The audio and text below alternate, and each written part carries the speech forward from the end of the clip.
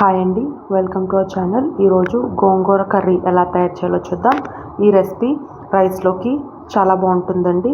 ఈ రెసిపీ చాలా క్విక్గా చేసుకోవచ్చు, చాలా టేస్టీగా ఉంటుంది. ఈ రెసిపీకి కావాల్సిన పదార్థాలు ఏంటో ఒకసారి చూసేద్దాం. కావాల్సిన పదార్థాలు: 2 కట్టలు గోంగూర, పావు కప్పు నువ్వులు,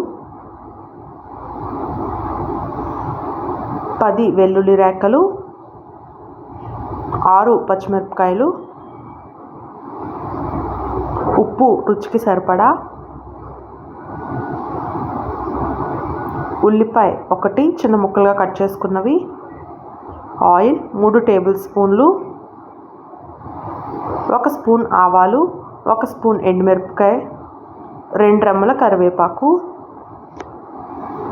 ముందుగా స్టవ్ ఆన్ చేసి గోంగూరని పెట్టుకోండి. ఇప్పుడు అందులోనే ఒక చిన్న గ్లాస్ వాటర్ వేసుకోండి.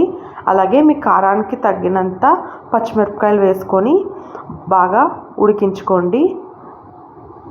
మీరు ఇక్కడ ఉడికించుకునేటప్పుడు వాటర్ బాగా తక్కువ వేసుకోండి, ఎందుకంటే ఇందులో ఉన్న వాటర్ని మనం యూజ్ చేసుకోమండి. ఎక్కువ వాటర్ వేస్తే పులుపు అంతా ఆ వాటర్లోకి వెళ్ళిపోతుంది.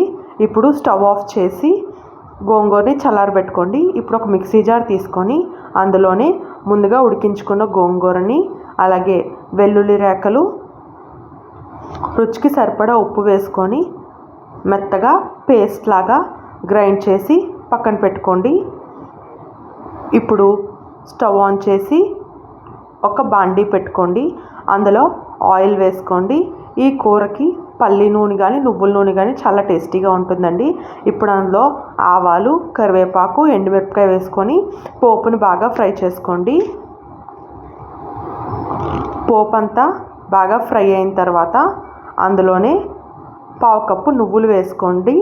నువ్వుల్ని మంచి కలర్ వచ్చేంత వరకు, అలాగే మంచి స్మెల్ వచ్చేంత వరకు సిమ్లో పెట్టి ఒక 5-10 నిమిషాలు ఫ్రై చేసుకోండి.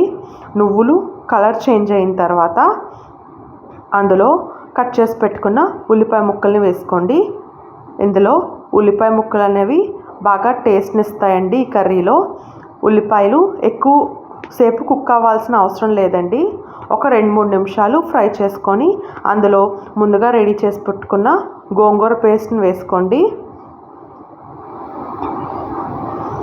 గోంగూర పేస్ట్ అంతా వేసుకున్న తర్వాత ఒకసారి బాగా కలుపుకొని ఒక 10-15 నిమిషాలు ఉడికించుకోండి. ఇప్పుడు ఆ గోంగూరని గ్రైండ్ చేసిన వాటర్ని కూడా అందులో వేసుకొని ఒక 5-10 నిమిషాలు బాగా ఉడికించుకోండి. గోంగూర బాగా దగ్గరికి అయిన తర్వాత స్టవ్ ఆఫ్ చేసి ఒక సర్వింగ్ బౌల్లో తీసుకొని అన్నంతో సర్వ్ చేసుకుంటే ఎంతో టేస్టీగా ఉండే గోంగూర పచ్చడి రెడీ అయిపోతుందండి. దీనికి సైడ్ డిష్గా ఆమ్లెట్ కానీ ఒడియాలు కానీ ఉంటే టేస్ట్ వేరే లెవెల్లో ఉంటుందండి. ఈ రెసిపీ కనుక మీకు నచ్చినట్లయితే ట్రై చేసి ఎలా ఉందో కమెంట్ చేయండి. వీడియో నచ్చినట్లయితే లైక్ చేయండి, కమెంట్ చేయండి, షేర్ చేయండి, సబ్స్క్రైబ్ చేయండి.